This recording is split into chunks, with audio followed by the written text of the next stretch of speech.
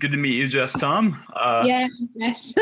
What gave you the idea to create Backstage in Biscuitland as a performance piece? Well, I had a difficult experience going to see the theatre at a theatre in London. Basically going to see a show at a theatre in London. I did everything right beforehand. I contacted the theatre. I got in touch with the comedian. He introduced me at the start of the show and explained to the audience that I had Tourette's syndrome and would be making noise.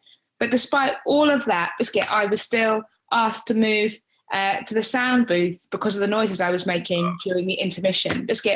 And that was a really humiliating and upsetting experience. And as we were in that sound booth and I was crying, I promised myself that I would never go to the theatre again.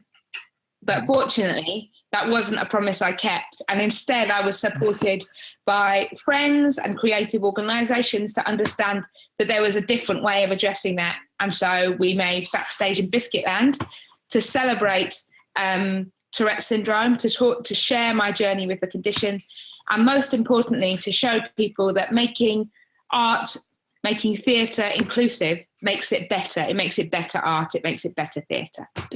Sorry you went through about that, but I'm glad that it helped. It helped you get to the point where you are with it. Yeah, exactly. Well, it was a good provocation. Basically, I wanted to go and see theatre, but I found it difficult to know how to do that with my tics without feeling like I might be at risk of discrimination or negative experiences. And I don't think anybody should feel unsafe in the theatre because of something that is a part of who they are.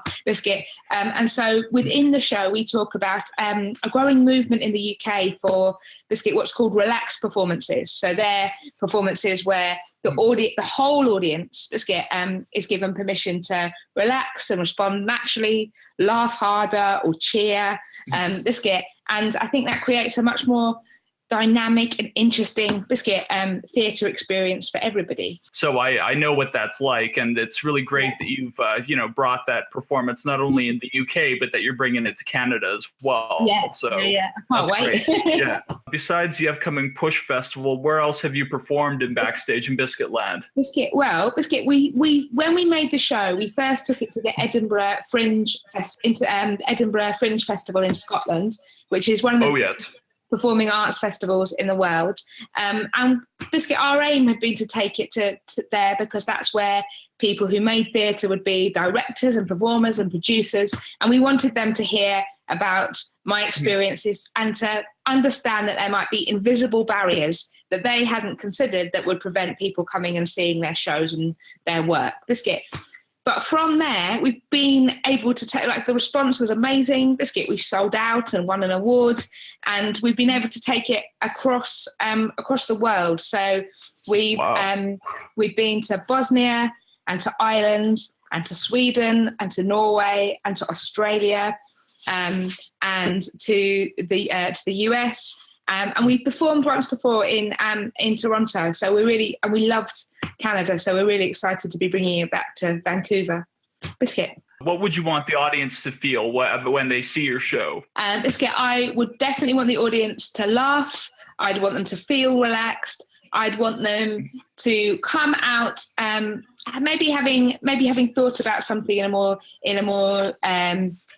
in a different way. So I hope that they really enjoy the show, but I hope that it also makes people think or see things from different perspectives.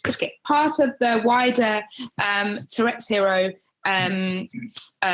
sort of mission to change the world one tick at a time. And at Tourette's Hero, we use humour and creativity to help people engage with Tourette's syndrome, to increase understanding, but also to campaign for social justice. And I think humour is a really powerful way of getting people to connect together and to perhaps think about things that they might otherwise find difficult. We definitely wanted to create a show that people could enjoy being in and experiencing, but that definitely also help them understand Tourette's better and understand difference and disability better. Because I don't know if you've come across the social model of disability, which is really important in terms of how I understand my body, and that says that People aren't disabled by the impairment they have. So I'm not disabled by my tics. What disables me is a failure to consider difference in how society is set up. That is really exciting, because if we think about how different people need to do things, Biscuit, we can create less disabling spaces. And that is better for everybody. Biscuit. Yes, Biscuit. How do you use your tics creatively as an artist? Biscuit. So I had tics when I was a child, Biscuit, but they were quite mild, and they intensified. My tics intensified in my early 20s, Biscuit. And when that happened, I found it a really difficult transition, Biscuit. I found it difficult to know how to cope with my changing body and Biscuit, and people's reactions to me. Biscuit. I was studying art and had always been a creative person, but I always kept Tourettes separate, Biscuit, or kept Biscuit, and or thought I did. I probably didn't, but I thought I did, Biscuit. And then I had a conversation in 2010 with my long-term creative collaborator and the co-founder of Tourette's Hero, Matthew Poutney, Biscuit.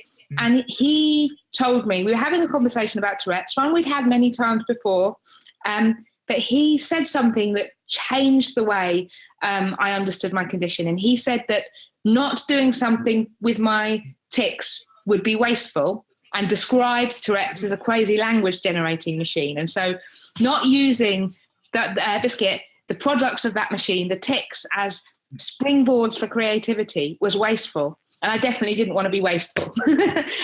So that single sentence really took root and buried itself in my mind in a way that enabled me to have a different perspective. And that's why I think what we say to each other is important. And it's like a single sentence transformed my life.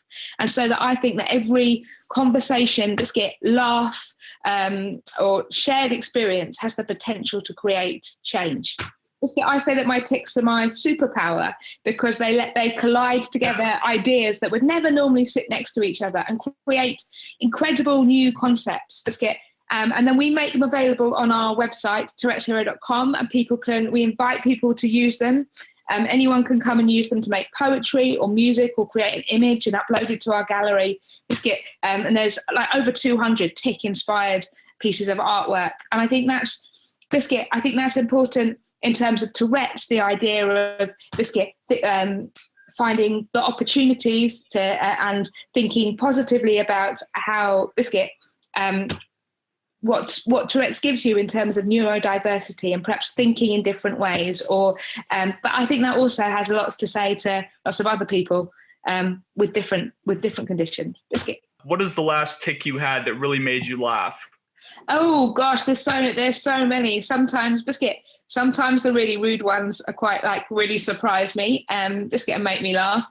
I think my favourite tic of all time, Biscuit, is replace every chimney in London with a penguin, because I really love the image of all these penguins sitting on top of rooftops. So I like that, and I also like it's the hippies of outrageous fortune that weigh heavy on the minds of dogs, which is a piece of mashed up Shakespeare. Yes. Well, that's a good one. That's a really great one. Yeah. In the show, we play a game of I Spy, which I am really rubbish at, or because I give away the answers very quickly. Yeah, and it's been an absolute pleasure interviewing you today. You too. Take care, Jake. Bye. Take care. Bye-bye.